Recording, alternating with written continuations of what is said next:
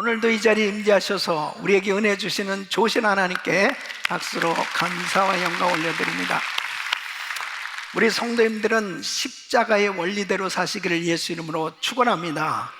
우리 예수님께서는 십자가에서 우리의 죄와 저주와 질병과 가난을 담당하시고 죽으셨습니다.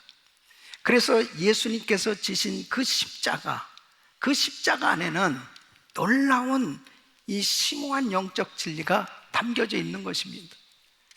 우리 예수님께서 그 십자가를 지신, 그 십자가를 통해서 우리에게 주신 그 십자가의 도를 바로 깨닫고 이 십자가의 원리대로 살면 어떤 어려운 가운데서도 승리할 수 있고 주의 뜻대로 살며 하나님께 영광 돌리는 삶이 될 수 있는 것입니다. 예수 그리스도를 믿으면서도 세상적인 사고와 세상적인 방식으로 살면 하나님의 뜻을 이룰 수 없는 것입니다. 주님께 영광이 되는 삶이 될 수 없어요.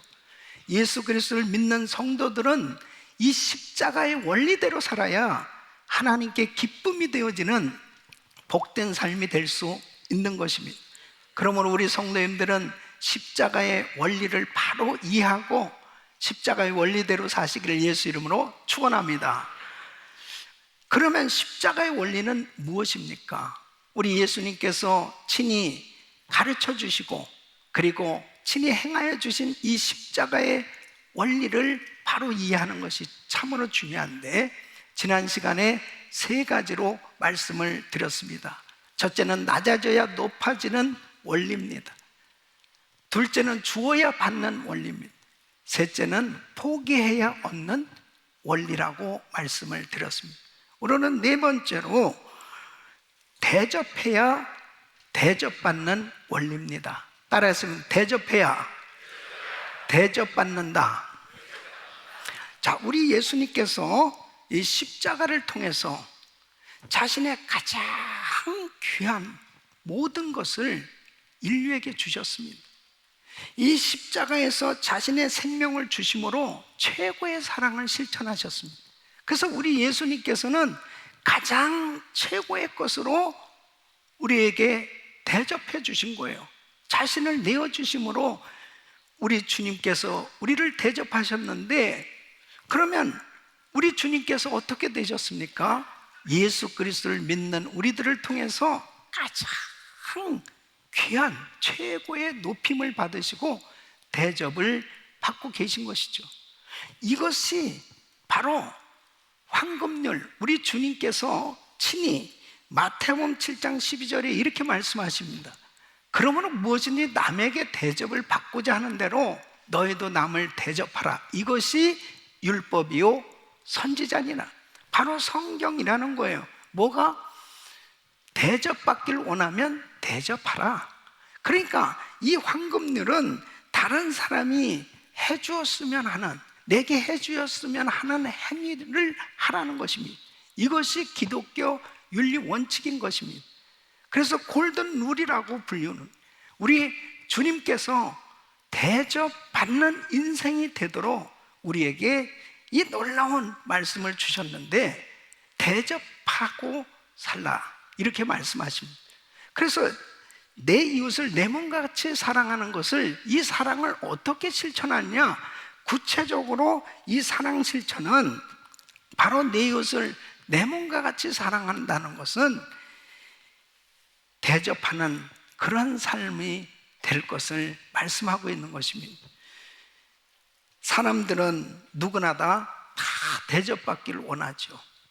그런데 바로 우리 예수님께서 마태복음 7장에 이 비판에 대한 교훈을 하시고 난 다음에 이제 산상수훈을 정리해서 하신 말씀이 바로 마태복음 7장 12절의 이 말씀이에요. 남에게 대접을 받고자 하는 대로 너희도 남을 대접하라. 이것이 율법이요 선지자다. 여러분, 하나님께서 인간을 창조하실 때 모든 것을 다 대접할 수 있도록 그렇게 풍성하게 주셨습니다. 대접하고 베풀고 나누며 살 수 있도록 모든 것을 허락해 주셨습니다. 그래서 창세기 1장 28절에 보면 하나님이 그들에게 복을 주시며 그들에게 이르시되 생육하고 번성하여 땅에 충만하라, 땅을 정복하라, 바다의 고기와 공중의 새와 땅에 움직이는 모든 생물을 다스리라 하시는. 그래서 하나님께서 복을 주셨는데 생육하고 번성하고 땅을 정복하고 다스리고 모든 것을 베풀며 살 수 있도록 이렇게 축복을 해주셨단 말이에요. 그런데 아담과 하와가 죄를 지음으로 말미암아 그때부터 인간은 이 이기적인 삶으로 바뀌어지게 됐습니다. 베푸는 삶, 나누는 삶, 대접하는 삶이 되어야 보람되고 갇힌 인생이 되는데, 죄가 들어옴으로 인해서 이제 자신만을 위한 인생, 이기적인 인생으로 전락하게 됩니다. 그것이 창세기 4장에 보면은 가인과 아벨이 하나님 앞에 같이 예배를 드립니다. 둘은 형제예요. 그런데 가인의 예배는 하나님이 받지 아니하시고 아벨의 예배를 하나님이 받으셨어요. 그럴 때 이 가인이 사실 자기 동생을 정말 사랑한다면은 참 축하해주고 그리고 칭찬해줘야 될 터인데, 이 가인이 자기 예배를 하나님 받지 아니하시고 이 아벨의 예배를 받으신 것에 대해서 무척 속상해하면서 화를 내는 겁니다. 그리고는 결국 자기 동생 아벨을 쳐 죽였어요. 이것이 바로 이 죄가 인간에게 들어옴으로 인해서 이제 순이기적인 그런 인생임의 이 극단적인 그런 삶의 모습을 우리에게 보여주고 있는 것입니다.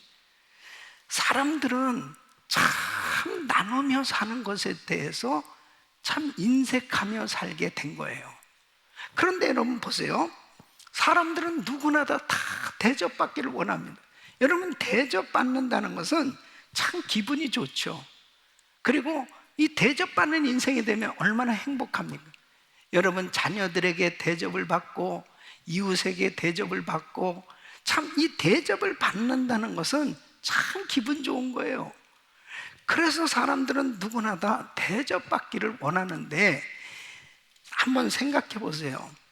내가 대접을 받지 못한다. 자녀들에게도 대접을 못 받고 그리고 이웃에게도 대접을 받지 못하는 그런 왕따를 당하는, 그런 무시를 당하는 삶이 된다면 얼마나 안타깝겠습니까? 그렇게 살고 싶은 사람이 누가 있어요? 근데 우리 하나님께서는 자녀들이 다 대접받으며 살기를 원하시는 거예요. 그래서 이렇게 말씀하시는 거예요. 대접받기 원하면 대접하라는 것입니다.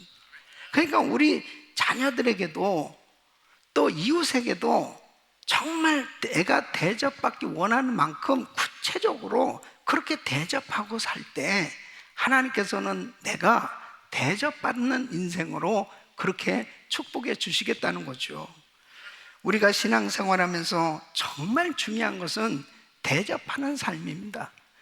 여러분, 히브리서 13장 2절에 보면 손님 대접하기를 잊지 말라. 이로써 부지 중에 천사들을 대접한 이들이 있었느니라 그랬습니다. 어느 날 아브라함이 지나가는 이 나그네를 자기 집으로 이렇게 모시죠.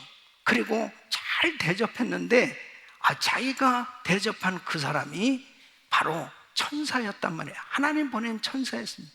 이와 마찬가지로 우리가 정말 이렇게 대접하는 이 대접이 주 안에서는 우리 하나님께서 말씀하시는 것은 지극히 작은 자에게 한 것이 내게 한 것이다. 바로 그렇게 대접하는 것을 하나님이 기뻐하시는 것입니다. 대접하라는 거예요. 여러분, 예수님께서 우리에게 가장 큰 대접을 해주셨는데 그것은 마태복음 11장 28절 말씀입니다. 수고하고 무거운 짐진 자들아 다 내게로 오라. 내가 너희를 쉬게 하리라. 이거보다 더 큰 대접이 어디 있습니까? 수고하고 무거운 짐진 자들아 다 내게로 오라. 내가 너희를 쉬게 하리라. 여러분, 우리 예수님은 오늘도 우리를 초청하셔서 대접하고 계신 거예요. 예수님에게 나오기만 하면 우리 주님께서 어떤 대접을 해주신다고요? 쉼을 허락해 주시겠다는 겁니다. 진정한 안식은 예수님 안에만 있는 겁니다. 이처럼 나를 만나면 사람들이 편안해하고, 나를 만나면 기쁨이 있고 즐거움이 있고 감사가 있고 은혜가 있는 이런 대접하는 삶이 되시길 예수 이름으로 축원합니다. 이사야서 58장 7절로 9절 보면, 또 줄인 자에게 내 식물을 나눠주며 유리하는 빈민을 내 집에 들이며 벗은 자를 보면 입히며 또 내 곤욕을 피하여 스스로 숨지 아니하는 것이 아니겠느냐. 그리하면 내 빛이 아침같이 비칠 것이며 내 치료가 급속할 것이며 네 의가 내 앞에 행하고 여호와의 영광이 내 뒤에 호위하리니, 내가 부를 때에는 나 여호와가 응답하겠고 내가 부르짖을 때에는 말하기를 내가 여기 있다 하리라. 줄인 자에게 나눠주고 베풀고 대접하고 이렇게 섬길 때 하나님께서는 우리의 기도를 응답해 주시겠다고 말씀하시는 것입니다. 대접하며 사는 인생 하나님 책임져 주시는 것입니다. 우리 교회도 지난 40년 동안 부지런히 나누는 일을 해오고 있는 것입니다. 이런 팬데믹 가운데서도 위기지만 행복 나눔을 통해서 이웃에게 우리 그룹 식구들 그리고 선교지 계속 나누는 일을 하고, 이 지역사회, 지역교회들을 위해서도 나누는 일을 계속하면서 섬기는 이 일을 할 수 있도록 하나님께서는 베푸니까 계속 베풀 수 있도록 은혜를 주시고 계신 줄로 믿습니다. 할렐루야. 하나님께 영광입니다.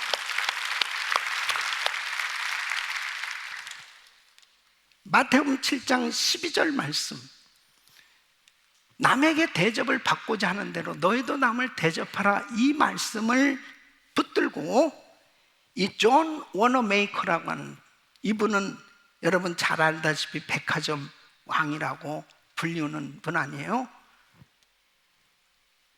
백화점을 하면서 물건이 다 좋을 수는 없지요.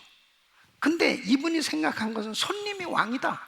그래서 언제든지 안 좋으면 바꿔줄 수 있도록 그렇게 사업을 했다는 것입니다. 손님을 최선을 다해서 모시자. 그렇게 했더니 하나님께서 이 사업을 왕성하게 축복해 주신 거예요. 그는 그 인생에 이런 간증을 합니다. 어려서 가난한 환경 속에서 벽돌 한 장, 성전 건축을 해서 벽돌 한 장 하나님 앞에 드렸는데, 나의 인생에 하나님께서 이렇게 많은 것으로 드리고 나누면서 살 수 있도록 축복해 주셨다는 거죠. 최신부 장관을 하게 됐을 때 그는 유명한 그런 일화가 있습니다. 최신부 장관은 부업이고 나의 본업은 주일학교 교사라고. 그래서 주일이면 꼭 본교에 와서 예배를 드리고 어린 아이들을 가르치는 주일학교 교사를 평생을 했다는 것입니다. 어린 아이들에게도 베풀고 어른에게도 베풀고 이웃에게도 베풀고 부지런히 나누면서 살았더니 하나님께서 그의 인생을 대접받는 인생으로 세워주셨다고 간증하는 것입니다. 로마서 12장 13절 보면 성도들의 쓸 것을 공급하며 손 대접하기를 힘쓰라, 그렇게 말씀하십니다. 부지런히 나누면서 사는 것이 가장 아름다운 인생임을 믿으시기 바랍니다. 다섯 번째는 죽어야 사는 원리입니다. 우리 예수님은 죽으시기 위해서 오셨어요. 우리 예수님께서 하나님의 미랄로 썩어짐으로 인해서 많은 영혼이 살아나게 된 거죠. 여러분, 예수님께서 십자가에서 죽으시면서 기독교 2000년 역사는 그때부터 지금까지 예수 그리스도 안에서 계속해서 구원 사역이 이루어지고 있는 줄로 믿습니다. 예수님 한 분이 하나님의 밀로 죽어졌을 때 많은 열매를 맺게 된 것이죠. 그래서 요한복음 12장 24절에 우리 예수님이 이렇게 말씀하죠. 내가 진실로 진실로 너희에게 이르노니 한 알의 밀이 땅에 떨어져 죽지 아니하면 한 알 그대로 있고 죽으면 많은 열매를 맺느니라. 한 알의 밀은 자기 희생과 자기 부인을 상징하는 겁니다.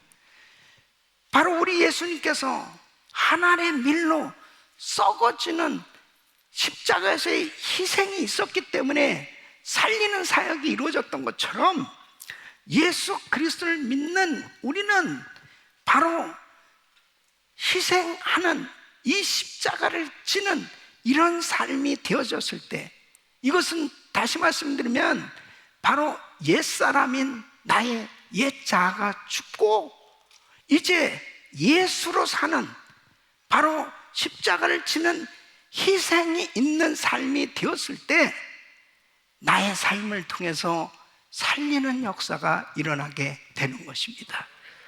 로마서 6장 6절 말씀 보면 우리가 알거니와 우리 옛사람이 예수와 함께 십자가에 못 박힌 것은 죄의 몸이 멸하여 다시는 우리가 죄에게 종노릇하지 아니하려 하면, 그러므로 오늘 이 본문 말씀 갈라디아서 2장 20절에 내가 그리스도와 함께 십자가에 못 박혔나니, 내가 그리스도와 십자가에 못 박혔다는 것은 이제 나의 옛사람이 십자가에서 죽었다는 거예요. 그런즉 이제는 내가 산 것이 아니라 오직 내 안에 그리스도께서 사신 것입니다. 이제 내가 육체 가운데 사는 것은 나를 사랑하사 나를 위하여 자기 몸을 버리신 하나님의 아들을 믿는 믿음 안에서 사는 것이라. 예수로 사는 줄로 믿습니다. 그러므로 여러분, 십자가를 진다는 것은 이제 옛사람, 옛자, 내 자신의 세상적인 목적, 세상적인 생각이 철저히 부인되어지는 거예요. 이렇게 되어져야만 성령의 사람으로, 은혜의 사람으로 성령의 열매를 풍성하게 맺는 이 생명을 살리는 일에 쓰임을 받게 되는 거예요. 죽어야 사는 원리인 줄로 믿습니다. 철저히 내 자신이 죽어지는 것이 얼마나 중요한지 모릅니다. 여러분, 아무리 열심히 주의를 해도, 선교를 한다 하더라도, 봉사를 한다 하더라도 만일 내가 정말 내 자아가 죽어지지 않잖아요. 그러면 인본주의 신앙이 그냥 그대로 드러나게 됩니다. 어느 순간에 보면 하나님 앞에 그 정체가 적나라하게 나타나게 되는 거예요. 그러니까 여러분, 내가 옛사람이 죽는 게 얼마나 중요한 건지 모릅니다. 예? 그러니까 만일 내가 그리스도와 함께 십자가에 못 박혔나니 이 옛사람, 옛자아가, 내 자신의 이 자아가 죽어져야만 그리스도로 사는 삶이 되지, 그대로 내 자아가 살아있으면, 내가 이 세상적인 생각, 세상적인 방법에 그대로 내 자신이 묶여 있다면 겉으로는 주님의 일을 하는데 어느 순간에는 그냥 정체가 드러난다니까요. 자기가 그냥 드러나 버리는 거예요. 예. 여러분 보세요. 마태복음 20장에 보면은 이 세베대의 부인이 바로 누구 어머니냐면 야고보와 요한의 어머니입니다. 그 야고보, 요한은 예수님의 제자들 아니에요. 그러니까 예수님의 제자로 이렇게 두 아들이 헌신됐다는 것은요, 얼마나 귀한 겁니까? 그러니까 아마 예수님과 제자들이 함께 전도하러 다닐 때 빨래도 해주고 밥도 해주고 얼마나 많은 봉사를 했겠습니까? 예? 참 많은 수고를 했을 거예요. 그런데 어느 날 예수님 좀 만나자는 거예요. 그런데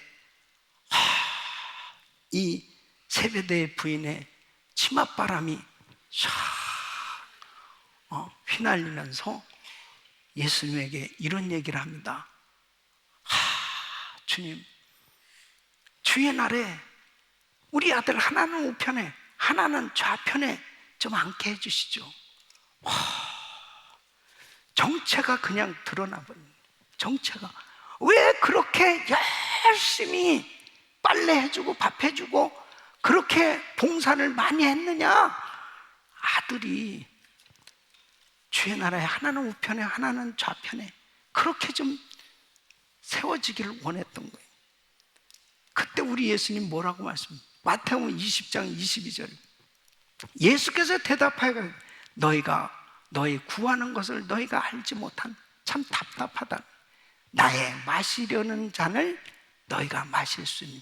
이게 무슨 말씀이냐? 너 십자가 질 수 있어? 너 죽을 수 있어?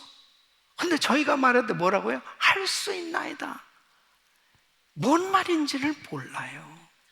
그러니까 바로 주님을 섬기면서도 나의 자아가 부인되어지지 않으면 자기의 목적을 이루기 위해서 얼마든지 열심히 일할 수 있다는 거예요. 이게 얼마나 위험한 일인지 모릅니다. 인본주의 신앙을 가졌을 때 나중에는 정말 알곡신앙이 될 수 없어요. 나중에는 너무 하나님께 영광을 가리는 일이 생겨질 수밖에 없는 거예요. 여러분 보십시오. 사도 바울이 아무리 힘들고 어려운 선교 사역을 하면서도 그렇게 교회를 많이 개척하고 정말 엄청난 사역의 열매가 있었지 않습니까? 그런 반면에 바울은 감옥에 갇히고 매를 맞고 말할 수 없는 고난과 환난, 어려움을 겪으면서도 어떻게 끝까지 바울이 승리할 수 있었느냐? 바로 그는 갈라디아서 2장 20절 오늘 이 말씀입니다. 내가 그리스도와 함께 십자가에 못 박혔다. 그런즉 이제는 내가 산 것이 아니요 오직 내 안에 그리스도께서 사신 것이라. 이제 내가 육체 가운데 사는 것은 나를 사랑하사 나를 위하여 자기 몸을 버리신 하나님의 아들을 믿는 믿음 안에서 사는 것이다. 나는 예수로 산다. 이제 예수로 살기로 작정하고 끝까지 자기를 부인하는 그런 삶이 되었을 때 그는 그 엄청난 유혹과 시험, 어려움을 다 극복하고 승리할 수 있었던 거예요. 사도 바울이 사실 굉장히 교만했던 사람, 자아가 굉장히 강한 사람, 보통 강한 사람이 아니에요. 그러니까 그렇게 은혜를 받았어도 그는 고린도전서 9장 27절에 이렇게 말합니다.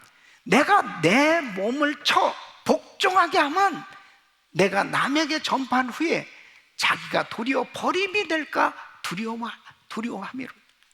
이게 참 무서운 말이죠. 예? 내가 남에게 전파한 후에 자기가 도리어 버림이 될까 두려워함. 그래서 내가 날마다 내 몸을 쳐서 주님 앞에 복종. 자기 목적, 자기의 이득을 포기한다는 뜻이에요.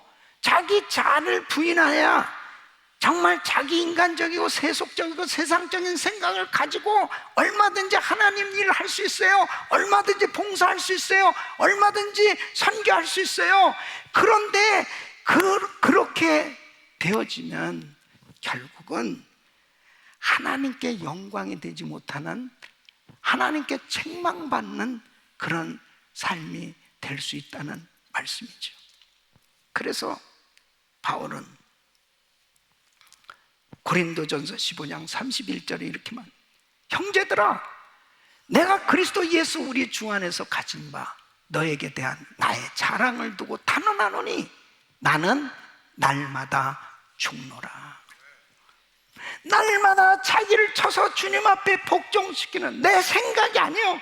주님의 생각으로 충만해지지 않으면 이것도 육이 살아가지고 또 인간적이고 세속적이고 자기 방법 너절하게 널어놓으면서 자기 뜻을 관철하려고 하는, 그럴 때 하나님의 영광을 가리는 이런 삶이 될 수 있기 때문에 자기는 철저히 날마다 나는 죽노라.